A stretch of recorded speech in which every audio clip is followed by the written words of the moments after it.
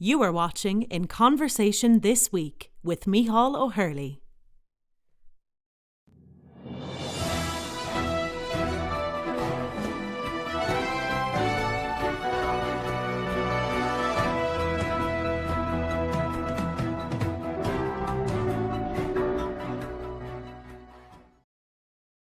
This is Micheál O'Hurley reporting for Diplomacy in Ireland, the European Diplomat.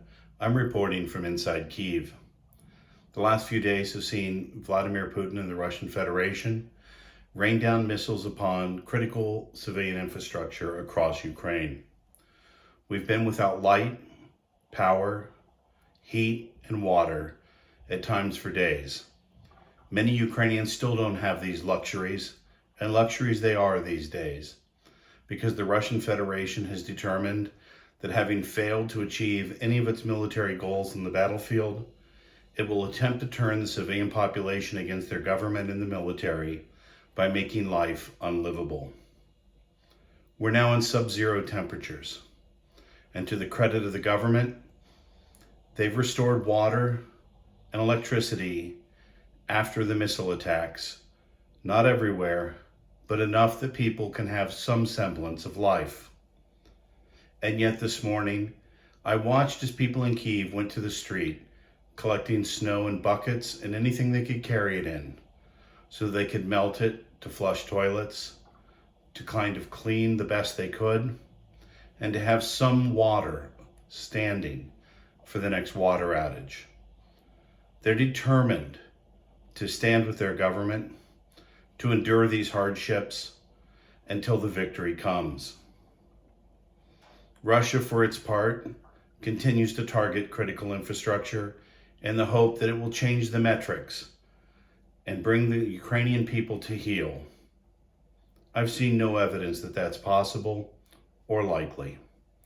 The Ukrainians that I've spoken to, young and old, Christian, Muslim, Jewish, they all are determined to see a victory.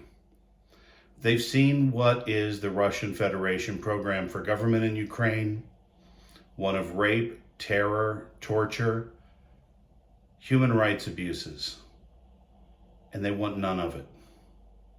The Ukrainian people have voted for freedom at the ballot box with their bodies, their lives, and now their determination to endure this winter until the victory comes.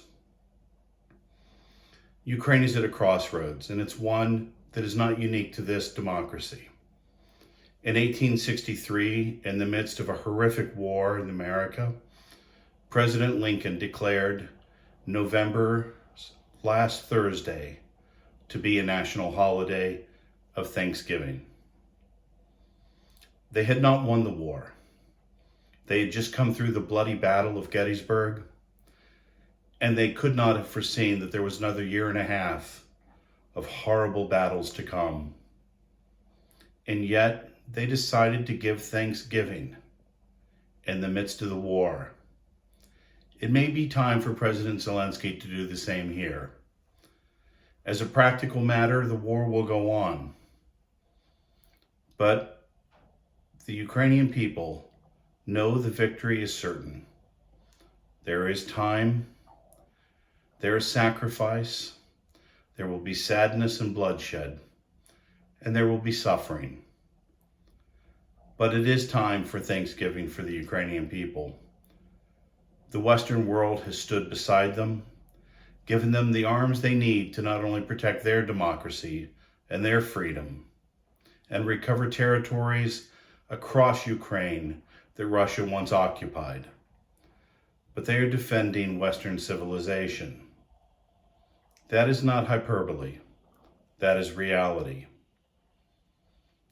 It may also be time for President Zelensky to designate a national monument to the victory that will come in time. It would be an incident where people could marshal their resources, hopes, and energies to something positive. Whatever President Zelensky decides to do or not do, the Ukrainian people stand with him, with the government, and with the military. The sacrifice of the women and the men on the battlefield and at home has been unlike anything Western civilization has seen since World War II. And the devastation is mighty. Homes in ruins, electrical power grids wiped out to an almost medieval state. And yet there is the determination to endure and to win. As I witness the people in Kyiv and Rivne and places all across Ukraine, one thing is clear. They have no intention of quitting. This war continues to be existential. They know that if they stop, Ukraine will disappear from the map, and they are not prepared for that to happen. The task now is for the allies in the West to not only continue their aid, but to step it up and to recognize that with Putin's targeting of civilian infrastructure, the aid must not only be air defense systems and artillery, but food, water, filtration systems, mobile kitchens, and the very things that can help civilians endure a crushing winter.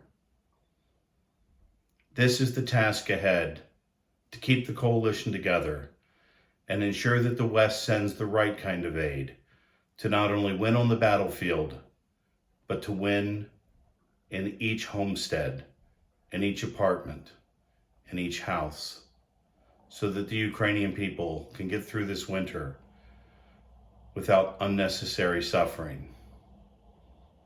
This is Michal O'Hurley reporting from Kyiv for Diplomacy in Ireland, the European Diplomat.